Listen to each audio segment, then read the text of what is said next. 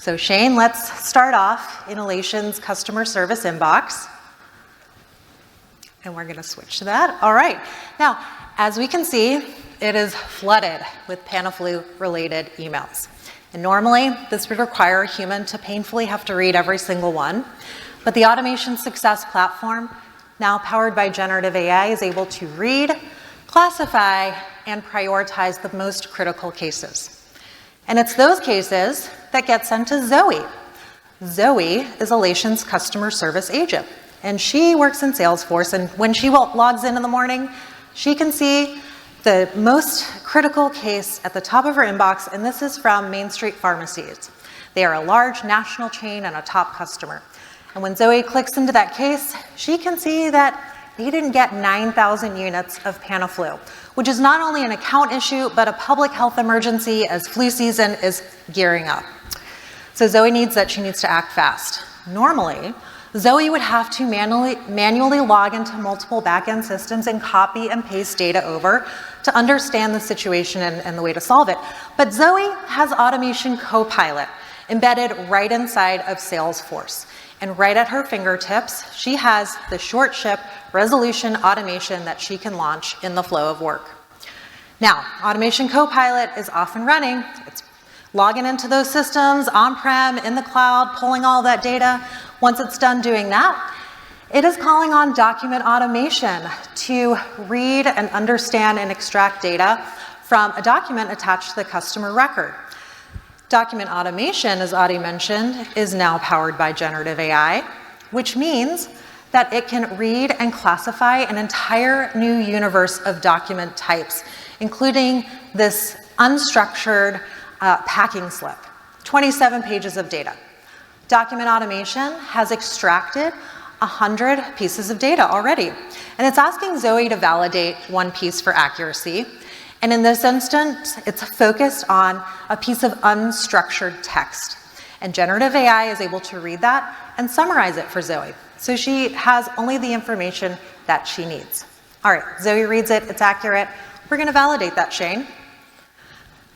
Okay, now Automation Copilot is finishing the work of compiling all of that information, and it serves it up in this beautiful, easy view in a single pane. Zoe can see that there is a stock shortage, the customer is missing 9,000 units, and oh, there's 20,000 on hand. So all she needs to do is request a replenishment order. So Zoe is going to go ahead and do that. But she needs to wait for approval, and Zoe is hoping that this is going to be speedy. So we are going to teleport to a completely different part of the country, a different team, and we are going to meet Lena. Lena is a senior supply chain manager at Elation.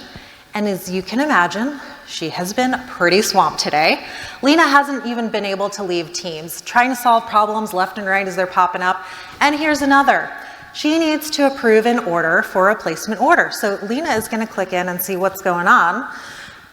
But Lena has all of the information at her fingertips because Automation Copilot is now inside of Microsoft Teams. So all of that good data that Zoe had, Lena has as well. She can see we had a shortage, which she knows is happening. Main Street needs 9,000 units, and she's got 20,000 on hand. So Lena is able to approve this super fast, keeping business moving. And Lena's work is done. But we're not done. We are going to go back to Zoe. Zoe sees that Lena has approved this order. Thankfully, it was super quick. Now, all Zoe needs to do is send the good news to the customer that their replacement order is on the way. Now, normally Zoe would have to manually type out an email, and she's probably going to have to do this dozens of times today, but generative AI and Automation Copilot is doing this for her.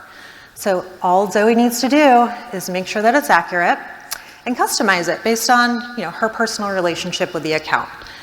And Zoe hits send. And we're done. We have solved this case in just a matter of minutes instead of that painful 33 hours.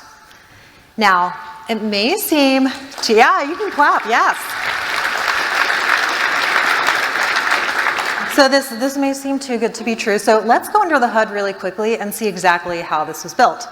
Now, we are going to meet Maria. She's an automation developer for Elation, and she works in the Automation Anywhere Control Center. And this is her bird's eye view of everything that's going on with the automations that she's built and deployed. We're going to go straight into that short ship resolution automation. Here, we're in Process Composer. This is our beautiful visual low-code automation creation environment.